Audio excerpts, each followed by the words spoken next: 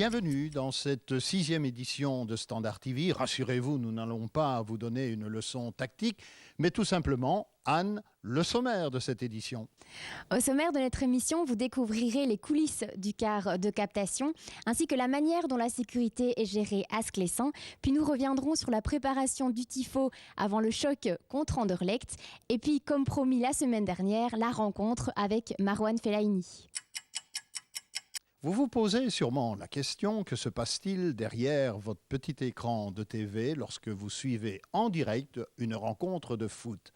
Eh bien, pour répondre à cette question, Standard TV a levé le voile.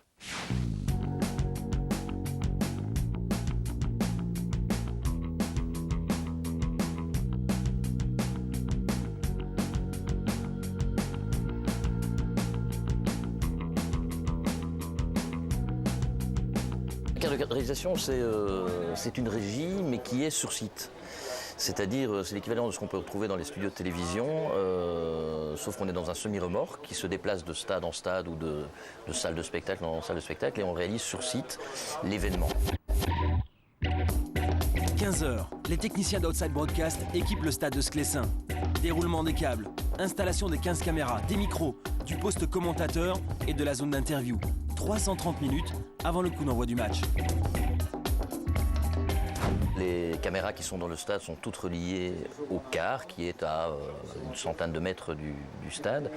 Et c'est ici, sur ce mur d'écran, qu'arrivent toutes les caméras, ainsi que mes ralentis qui, eux, sont présents dans le car. 18h45, les joueurs du Standard et d'Anderlecht arrivent au stade. Un cadreur tourne des images des deux équipes. Celles-ci sont enregistrées sur le disque dur d'un ordinateur appelé LSM, une machine qui a révolutionné le monde de la captation. Ça, c'est la remote du disque dur, donc la télécommande, pour parler français, puisqu'on est à Liège. C'est une invention liégeoise, il ne faut pas l'oublier. Donc en gros, dès qu'on la met en record, elle enregistre. Dans ce cas-ci, elle a 4 canaux, cette machine, donc elle enregistre 4 images différentes en même temps. 4 canaux, ça veut dire 4 caméras. Dans ce cas-ci, 4 canaux, donc 4 caméras, effectivement. Ce qui me permet à tout moment, via ces boutons-ci, de choisir l'axe que j'ai envie de stocker ou de donner au ralenti pendant le direct.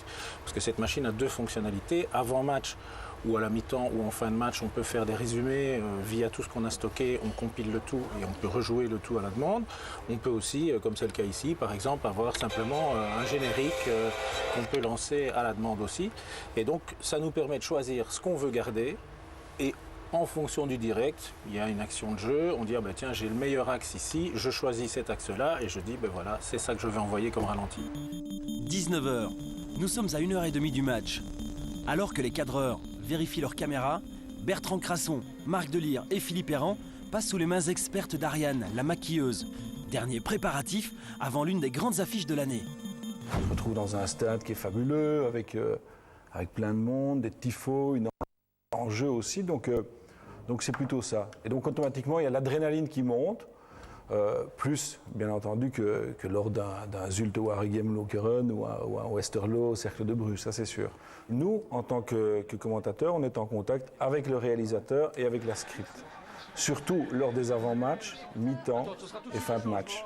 Parce que c'est à ce moment-là qu'on suit un petit peu ce que le réalisateur et la script propose à l'antenne. On essaye de rester dans une bulle pour pouvoir assimiler toutes les infos et pour pouvoir faire quelque chose, un travail propre et correct, quoi. Mais c'est ça qui est grisant aussi. Quand je parlais d'adrénaline tout à l'heure, c'est vraiment ça. On est dans un truc, le générique, la musique, waouh, quoi. Et automatiquement, quand tu as cette énergie, cette adrénaline, tu es concentré, quoi. Ariane, maquilleuse professionnelle depuis combien? Je pense plus de 10 ans, au foot. 8772 matchs. Moi, je suis servi. 19h30, les journalistes consultent la feuille de match. Dans le car, l'interview des coachs est enregistrée. Tout le monde est en place, 1 heure avant la prise d'antenne. Donc ici, on a ce qu'on appelle le mur d'écran, qui reprend toutes les caméras, mais aussi donc les ralentis, les éléments graphiques. Et là, ça permet d'avoir une vue générale de ce qu'il y a. Ici, ça s'appelle un mélangeur. Donc, ce sont les sources et les boutons qui font que je choisis telle ou telle caméra, c'est-à-dire entre 1 et 15 en ce qui concerne aujourd'hui, ou les ralentis, où on a 4 machines de ralentis, mais qui elles-mêmes réceptionnent toutes les images filmées pendant le match. Tous les gens concernés par le match, toute l'équipe technique, que ce soit les cadreurs dans le stade, les ingénieurs du son, les gens à la correction image, les opérateurs ralentis, en fait, ils m'entendent. Eux m'entendent. Et moi, je dois, puisqu'un match de foot évolue de seconde en seconde, je dois trier des informations que je leur soumets, comme je dois trier une série d'informations qui me parviennent, c'est-à-dire la vision de ce qui se passe, le commentaire de mes journalistes qui me donne une influence sur ma réalisation. Et donc c'est une sorte de mémoire tampon permanente entre entrante et sortante, entre moi et les équipes qui travaillent avec moi. Attention, et une. Ça joue. Et le B se cale, 3 inserts. La pêcheur là-dessus. Non, ouais, le B, on y va. Le B. On a le temps. Allez, un petit D à suivre. D d'abord, top D. On a le temps pour l'instant.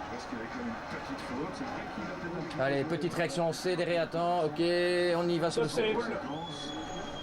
Dégagement, BU, Chris, Rum, notre toile. Ok, on sort. Ok, graphique in. Et en fondu, c'est moi qui fais mix. Déclare. Et ça joue, Top D. tranquille, ça joue. Gros souci donc au niveau du dos. Et puis retour à la une. Après le match, les équipes techniques démontent toute l'installation, qui sera réassemblée quelques heures plus tard, dans un autre stade, pour un autre match.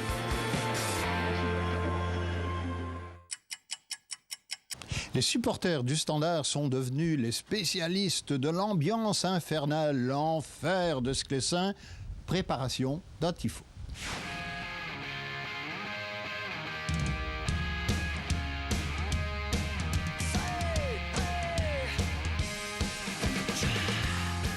Vendredi 14h30, nous sommes à 6h du choc. Mais pour certains supporters, il est déjà temps de rejoindre les tribunes. L'objectif, mettre en place des animations visuelles appelées tifo. Et pour que tout s'orchestre à merveille, il y a quelques règles à suivre. On est en train de mettre des petits papiers pour expliquer comment il faut dérouler le tifo, comment les gens doivent faire.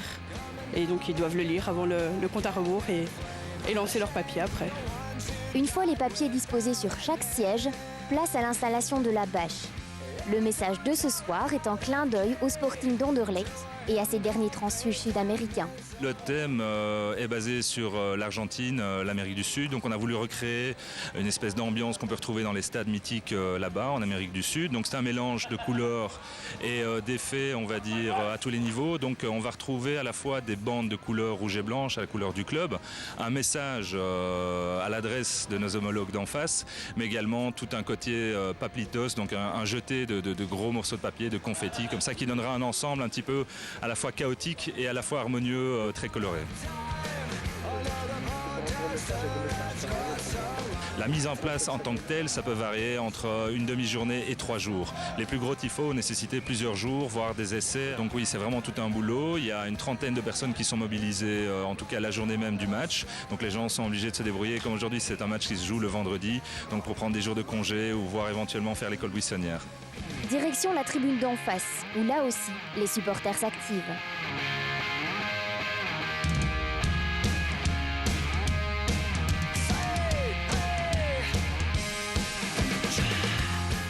On a confectionné nous-mêmes à peu près 4000 drapeaux, 4000 petits drapeaux rouges. Et on a fait une voile qui fait 40 mètres de long sur 15 mètres de large, avec le blason du Standard, le S et le L, avec une couronne stylisée, donc qui rappelle évidemment le blason de notre club. Donc avec un fond rouge, la voile en doré et transparent, pour un effet normalement qui devrait être pas mal sur le coup de 20h30. On s'investit beaucoup, plus avec l'école et tout ça. Des fois, c'est pas souvent facile, mais on gère, et puis voilà. Aujourd'hui, on sèche ? Non, on sèche pas. On avait fini à 12h30, donc voilà. D'un point de vue financier, chaque groupe se gère de façon autonome, mais dans le cadre de l'ASBL, Famille des Rouches. Donc les 4 premiers tifos ont été en fonds propres. Le tifo pour Everton jeudi est réalisé en fonds propres aussi. Donc on essaie de travailler le plus indépendamment possible, même si on ne crache pas sur l'aide de la famille des Rouges et du Standard de Liège. Sincèrement, ça fait toujours du bien de pouvoir avoir cette aide-là derrière nous. On veut savoir exactement ce qu'ils ont besoin comme matériel, ce qu'ils vont développer comme projet, etc. Et puis alors, on participe au financement s'il faut.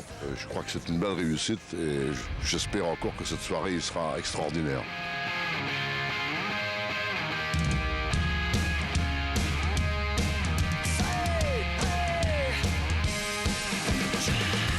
Le programme aujourd'hui en T2, c'est juste enlever de papier parce que l'effectif n'est pas au complet.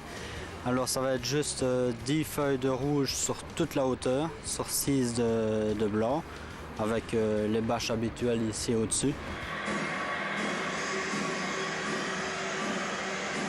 Ça participe consciemment ou inconsciemment à une espèce de pression, une pression positive, mais en tout cas qui va en faveur des couleurs que nous supportons évidemment. Au moment du coup d'envoi, les gens sont beaucoup plus réceptifs et ont encore plus envie de chanter pour leur équipe. C'est vraiment une passion, ça prend vraiment une bonne partie de ma vie et ça passe avant tout le reste. Les joueurs le ressentent forcément et donc ça apporte le rôle de 12e homme comme on doit le faire à chaque match, quoi. Nous on y met un grand cœur et je pense qu'à Liège on a beaucoup de cœur.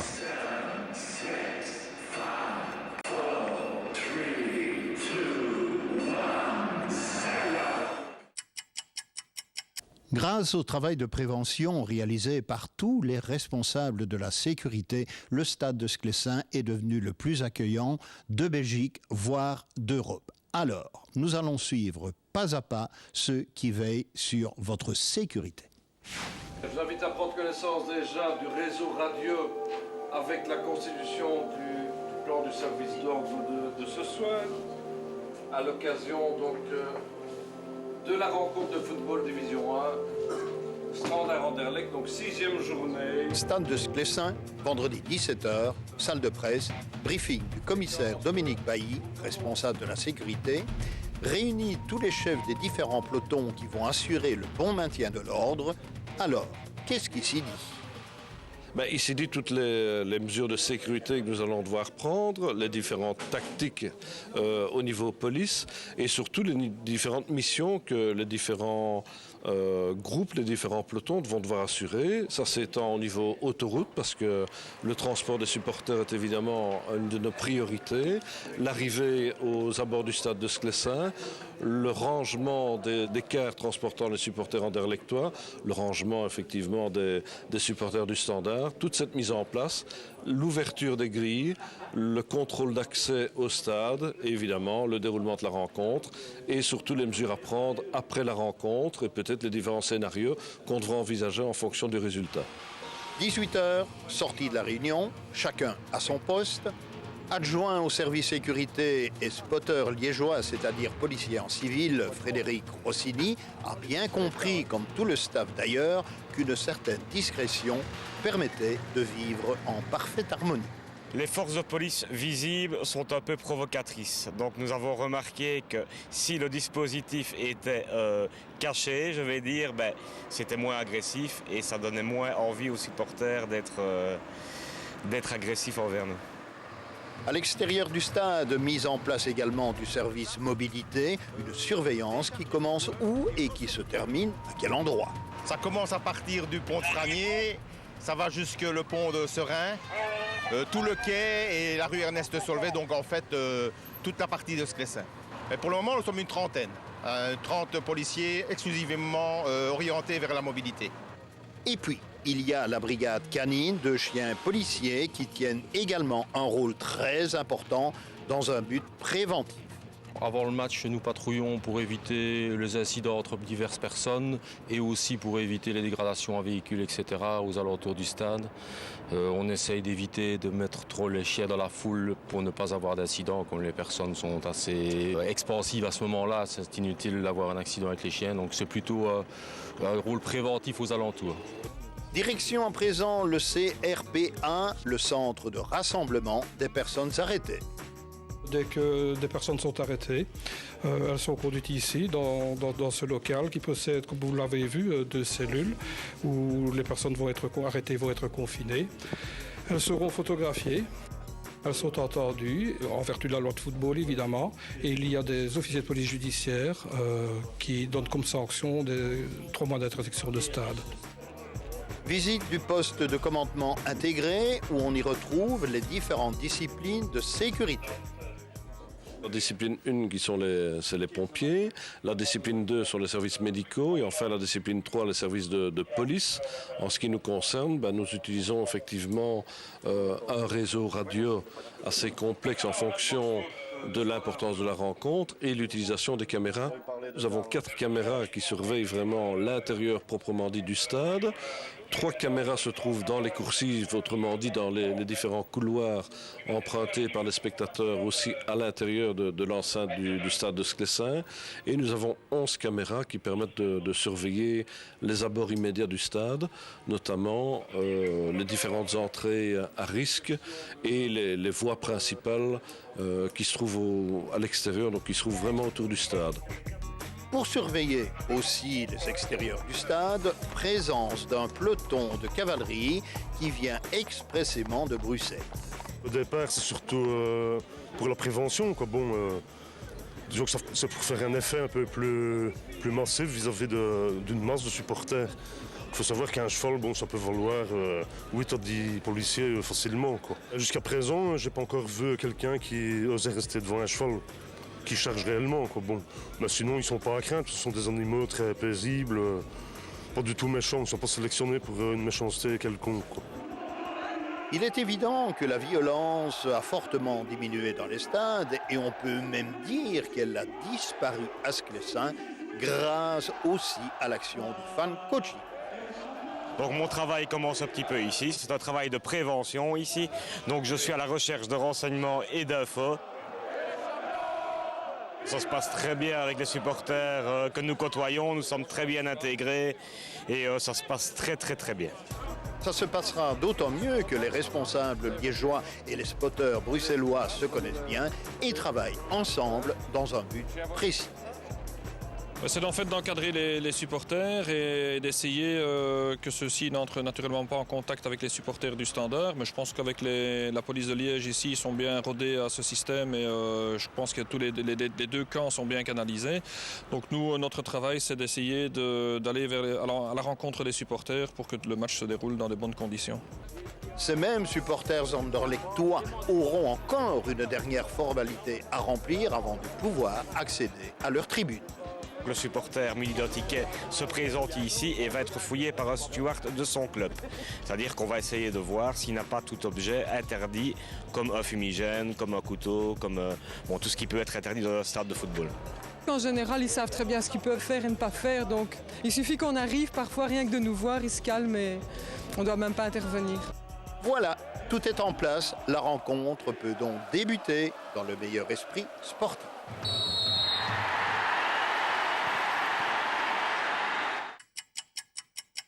Ça vous dirait de rendre une petite visite à Marwan Fellaini dans ses appartements à Everton? Oui? Eh bien, suivez le guide.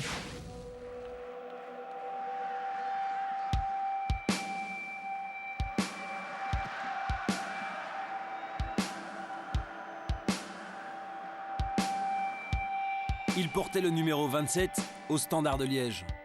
Il est désormais devenu le nouveau numéro 25 du Football Club d'Everton.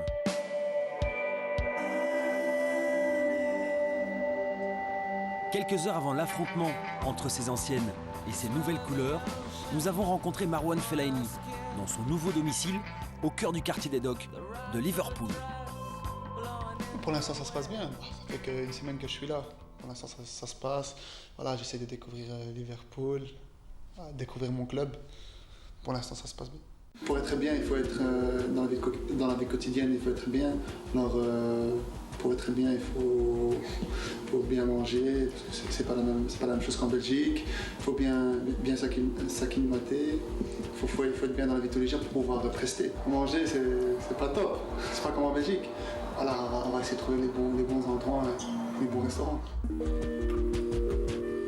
On m'a mis dans dans un bel endroit, en ville, pour pas que je sois dépaysé. Pour l'instant, ça va, ça se passe bien. C'est une ville de foot. Je crois que tous les gens parlent que de foot ici. Et ils sont à fond dans les deux clubs, Liverpool et Everton. Et les derbies, c'est très chaud. C'est une ville de foot. Ils sont sympas avec moi, ils essayent de me mettre à l'aise dans le groupe. Il y a Arteta, il y a Saha, il y a Yobo qui est ex du Standard. Ça a été pour mon premier match, voilà, je n'ai pas fait un grand match, mais ça a été, je peux faire mieux. Mais voilà, il faut que je m'habitue, c'est un football pas comme en Belgique.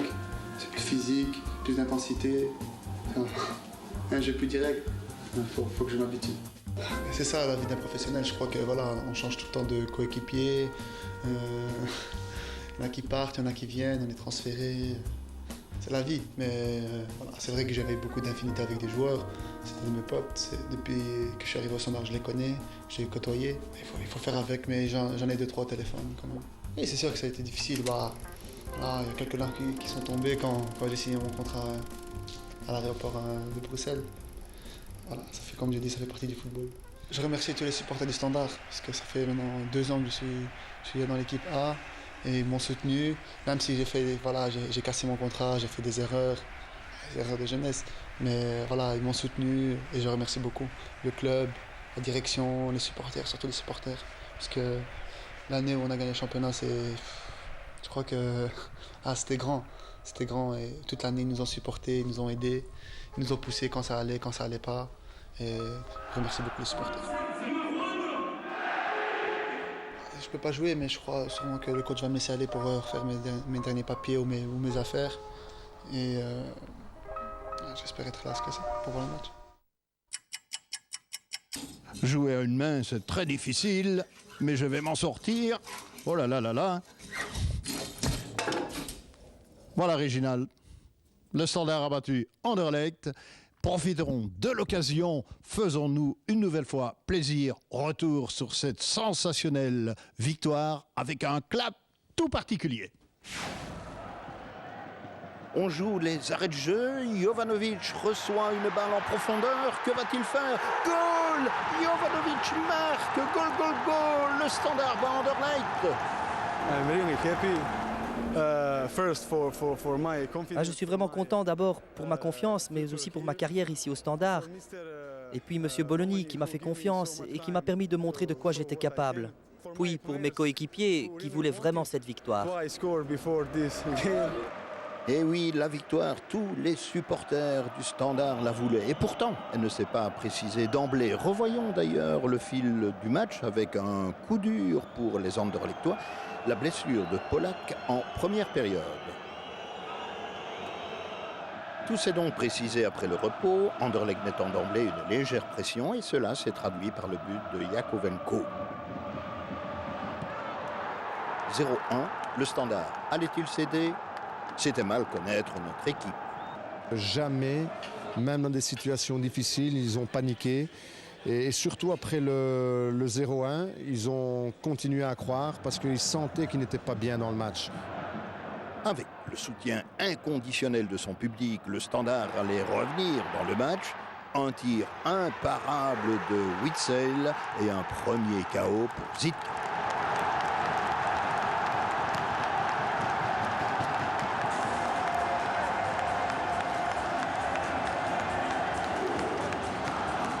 Le chaos définitif d'Anderlecht viendra donc dans les arrêts de jeu, le Standard qui prend aussi ses distances vis-à-vis de son adversaire.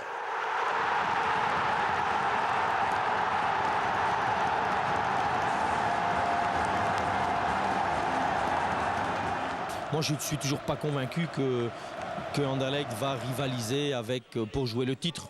Ils vont être présents, mais je ne les sens pas forts. Aujourd'hui, je les ai sentis organisés, c'est différent. Mais je ne les ai pas sentis forts, comme on a pu voir un Standard très fort contre Liverpool et contre Everton, par exemple. Et un Premier ministre heureux en recevant un DVD de Standard TV. Mais à propos, un premier dont le cœur balance de quel côté? Du côté du Standard, toujours. Une équipe fantastique. Au classement, le Standard est à présent seul en tête, 16 points. 3 d'avance sur Anderlecht et Moucron. 4e, le club brugeois, 11 points, mais un match de moins. 5e, ex aequo, Genk et Courtrai, 10 unités. Et au classement des buteurs, Mbokani n'a pas marqué, mais il garde le leadership. 6 buts, 4 pour Kustovic, Mazou et Vlemings. Et nous en arrivons à Standard Everton, le match, la prise d'antenne en tout cas à 19h40 ce jeudi, pour nous parler de cette rencontre, Frans Masson. Alors, le 2-2 réalisé au match aller, un très bon résultat. Oui, un très bon résultat, mais aussi un résultat dangereux. Dangereux parce que s'il implique que nous ayons beaucoup trop confiance en nous et que nous croyons que c'est arrivé, alors je crois qu'on pourrait être dans des problèmes quand même. C'est vrai que le résultat est bon, mais il faut quand même faire attention de ne pas y aller, je dirais, tête baissée, parce que le résultat tel qu'il est là, au départ du match, nous sommes qualifiés. Donc ça, c'est quand même un fait très très important. Le deuxième fait qu'il faut savoir, c'est que Everton gagne la plupart de ses matchs à l'extérieur. Toutes leurs victoires acquises cette saison-ci sont à l'extérieur et pas à domicile. Mais je crois que tout le monde va poursuivre un seul et même objectif, c'est-à-dire écrire enfin pour le football belge et pour le Standard en particulier maintenant, une page d'histoire, oui. Merci Frans Masson. Nous en arrivons à notre jeu concours. Félicitations à Stéphanie Goffin de Horis qui a remporté notre jeu de la semaine dernière. Et bien sûr, avec Anne, nous allons nous pencher sur la question de la semaine. Cette semaine, vous pouvez gagner 2 places VIP pour le match Standard Mons du 18 octobre prochain. Il vous suffit de répondre correctement à la question suivante. Qui a marqué le but de la victoire lors du match Standard Anderlecht du 26 septembre dernier? Réponse A, Jovanovic. Réponse B, De Camargo. Réponse C, Mbokani. Pour participer à notre concours, vous retrouverez ce jeudi un mot de passe dans votre quotidien La Meuse. Envoyez donc ce mot de passe suivi d'un espace et de votre réponse A, B ou C par SMS au 39 38. Bonne chance à tous. On se dit au revoir Anne, mais n'oubliez pas, demain, le stade de Sclessin va être en feu. Oui Freddy, nous reviendrons évidemment sur la rencontre Standard-Everton en espérant vous montrer les images de la qualification. De la qualification, Anne. Salut.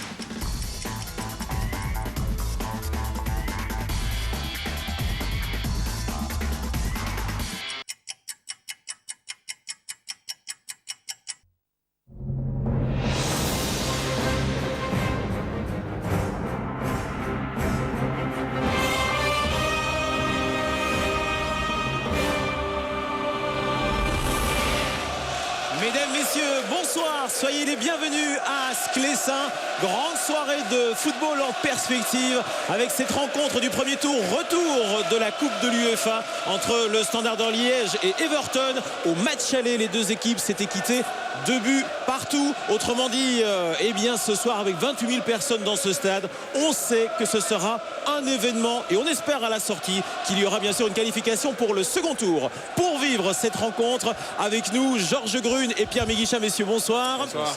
Alors Georges, cette fois-ci, on ne peut vraiment pas passer à côté. Non, et moi je dois dire que je suis quand même assez confiant quant à la qualification du Standard, parce qu'il y a des signes depuis que justement Everton et le Standard ont partagé le 2 il y a 15 jours. Everton ça va pas bien en championnat, ils ont fait de 2-1, ils ont perdu à Blackburn, ils ont été battus chez eux contre Liverpool le week-end dernier. Par contre du côté du Standard, termine sur une belle défaite contre Anderlecht, donc tous les feux sont ouverts pour les Rouges. Pas mal. Pierre, important également ce soir, c'est la fierté aussi du football belge qui pourrait se retrouver grâce à une qualification du Standard et peut-être aussi de Bruges d'ailleurs en seconde partie de soirée. Oui, effectivement, alors qu'on l'a vu, Steven Defour, le capitaine du Standard, concentré pour ce match. C'est vrai que c'est la fierté de notre football, au moins avoir un représentant lors des poules en Coupe de l'UEFA. Et puis il faut préciser également, même si c'est assez technique, il y a des points à défendre pour notre pays en vue des qualifications lors des années prochaines en Coupe d'Europe. Alors venons-en, si vous le voulez bien, avant que les joueurs de Mons et de Pelouse de Sclessin, vous l'entendez autour de nous, il y a une ambiance extraordinaire, parce qu'on le sait, le public de Sclessin, c'est le plus beau public belge, on peut franchement dire en termes d'ambiance, mais quand c'est un événement européen, qui plus est, alors là ça prend des proportions énormes. La composition que l'on découvre avec vous tout d'abord, Pierre,